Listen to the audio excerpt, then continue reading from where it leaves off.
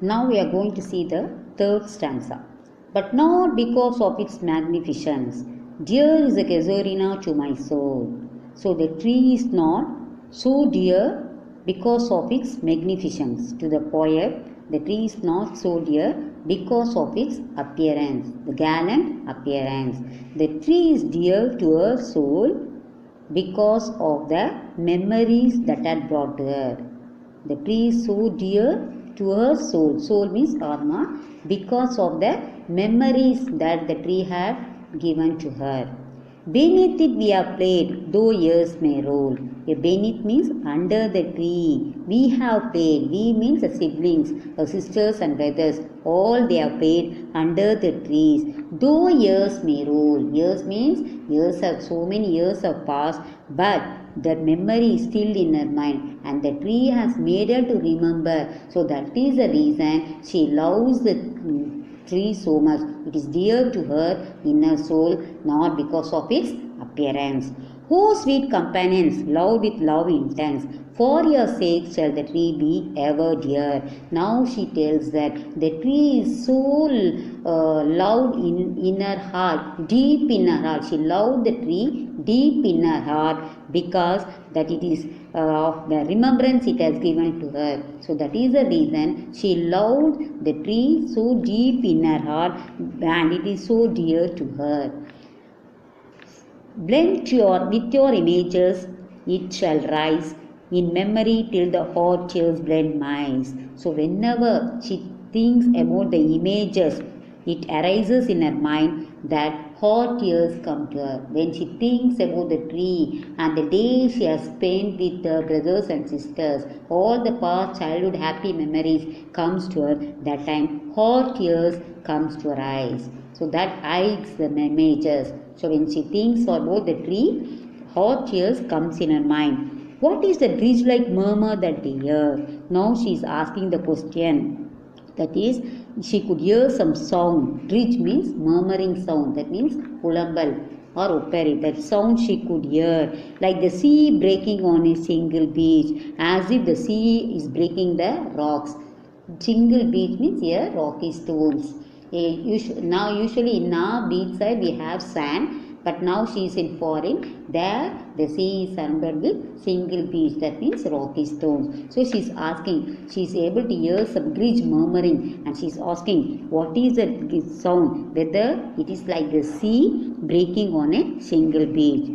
Is the tree's lament on airy speech? She feels that, she says that she could hear that noise as if it is the tree's lament. Tree's lament here means even the tree is feeling for the absence of the poet. The tree is feeling and it is murmuring for the absence of the poet. It is expecting the presence of this poet. And eerie speech means for strange voice. She could hear the strange speech from the tree's lament. That means she says that even the tree is feeling for the absence of the poet and the siblings. So the tree is expecting those children to come back and to play under the tree. That happily to the unknown land may reach, even though the poet is far away in another land. She feels that the tree's lament has come to that unknown land. It may reach even, she could hear those things even in that unknown land. So in this third stanza, she brings about the past moment she had with the brothers and sisters, and she could often think about them, because now they are not there. So, but even though they are not there, the tree made her to feel them often, remember them often in her mind. So that feels her to think the tree is dear to her. Now we are going to see the fourth stanza. Unknown yet well known to the eye of faith. Ha! I have heard that veil far, far away. So unknown, here the word unknown refer to the persons who are in underworld. Those persons who are dead, they are in underworld. Even that persons, yet well known to the eye of faith. Those who have belief, faith means belief. Those people also believe that they could feel the tree's lament. Even they could feel that tree's lament.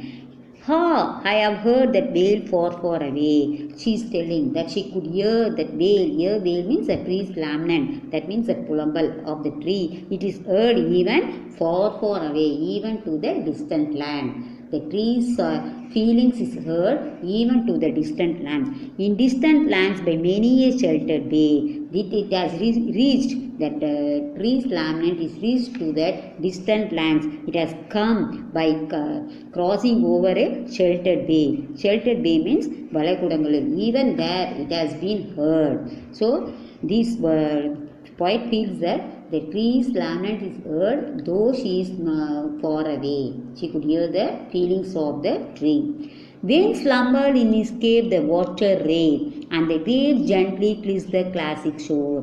Here, the water raved. It refers to sea god, or sometimes you can take it as even the spirit. But here, slumber means sleeping. Even when the sea god, that is water god, when they are sleeping in their caves, and the waves gently kiss the classic shore. The waves, they are gently moving and touching the shores of France or Italy beneath the moon. That it may have happened in the France or Italy. In those places, the water god may be sleeping in his cave, or the waves may be gently moving to the shore.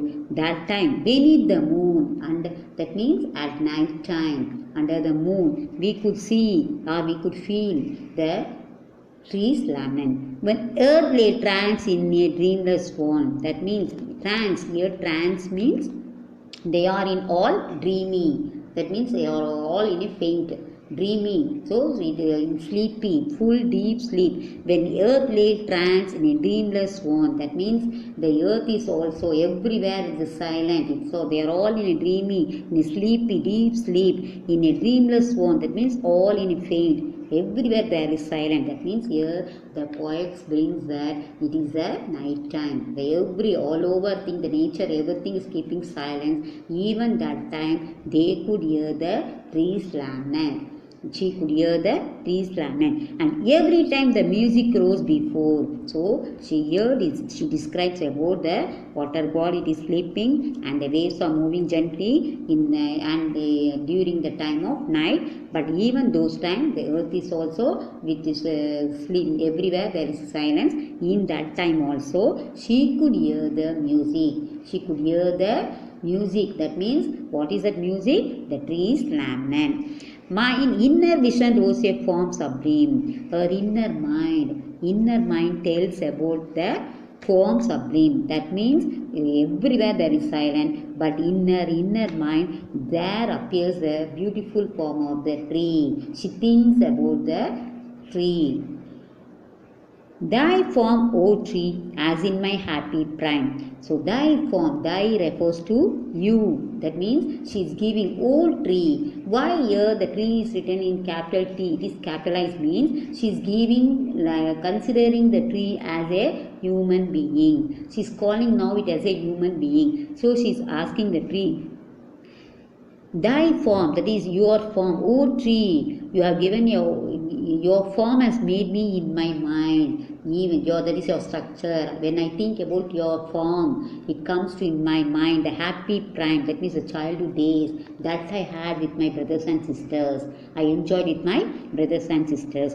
I saw thee in my own loved native clime. I saw you even in my own native land. I enjoyed. I had that experience in my own native land. So in this stanza, the poet tells that though her brothers and sisters are not with her, that even during the night time, she could hear the murmuring sound of the tree, which is feeling for the absence of the poetess and the sisters who have played during their childhood days. So in this stanza, she is giving life, considering this tree to be a human being, and feels that she thinks about the tree even in her mind, though she is not now in her native land.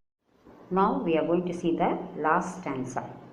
Therefore I fain would consecrate a lay unto thy honour, tree beloved of those who now in blessed sleep for high repose. Dearer than life to me, alas, were they. Mayest thou be numbered when my days are done. with deathless trees like those in Brodale, under whose awful branches lingered pale fear, trembling, hope, and death the skeleton, and time the shadow, and though weak the verse, that to die beauty fain, hope fain rehearse, may love define thee from oblivion's curse. Therefore I fain would consecrate a lay. So therefore this poet fain means gladly. She would gladly like to consecrate a lay. That means she want to bless this tree, give something to this tree, make this tree to be blessed by all. So she wants to write a poem. Unto thy honor, that means here thy refers to the tribe. She wants to honor this tree. She wants to honor. In order to honor this tree, she like to dedicate a poem, dedicate a song about this tree. Beloved of those who now in bliss be, she wants to make even those persons who are in under this world, her sisters, they too, brother and a sister, love this tree so much. So even now, who are in underworld, they also, they want to, in order to recall their memories, in order to fulfill their blessings, she wants to write a poem about this tree. She wants to dedicate, she wants to honor this poem through, honor this tree through a poem. Dearer than life to me, alas, were there. So even for her brother and sister, the tree was so dearer to them. Even now they are not in this world, but it was so dearer to them. So in the remembrance of them also, she wants to make something to this tree. She wants to appreciate, she wants to write, and she wants to make this tree to be known to this world. She wants to make, to immortalize in others' mind by writing a poem about this tree. Mayest thou be numbered when my days are done. She knows that she is counting her days because she wrote this poem while she was suffering from tuberculosis. So she is counting the days. She knows that she is going to die. Before her death, she wants to make these to be numbered. Like those trees who are numbered as deathless in Brodale. So she is telling that in Brodale, in Wordsworth poem, he has written about that tree which is numbered as deathless. So she wants even these trees to be numbered as deathless, like those trees in Brodale. She is telling that these trees should be considered as a deathless tree, and it should be numbered like those trees which are being numbered in Brodale. Fear under whose awful branches linger pale. No, she thinks about those branches which has become now awful. Even in those branches, that means days are nearing, linger pale. That means it's a long time to disappear. Fear, trembling, hope, and death. That means she is remembering. She knows that the fear has come in her mind. That means fear means what is here we call it as acham. And trembling means nadukam, and hope, that's a nambike, and death. She knows that even that shadow, everything comes on her mind that she is going to leave this world. Even before that, all such have come to her. She wants to make with though weak the world, she wants to bring about the memories of the tree to this world, immortalize of this tree in others' mind. She wants to make other people to remember this tree forever. That would die beauty fain, oh fain rehearsal. That means she wants to make at ottigai pakramadi. That means she says that she wants to write a poem about this tree. And she tells that she likes to write a poem that is like a rehearsal. That means she should reach to all the people, whoever think about this tree, they should remember about a brother and a sister. So she wants to make the beauty of the tree to come to the minds of the people. May love define thee from oblivion's curse. Curse, that means savam. You know that oblivion means forgetfulness. God has given a man one curse, that is forgetfulness. But here she says that she will throw that curse away, and she wants the people to remember Torudar, a brother, a sister, and this tree. And the remembrance of this tree should be brought to this world forever by throwing the curse away. Forgetfulness is a word should be thrown by when she thinks about it. So through this poem, she would like to make the people to remember the tree forever. Whenever we see the tree, we should think about this tree. So by this poem, the poetess clearly brings about the childhood experience, memories that has come in her mind forever when she thinks about this. And so before ended, she has written this poem.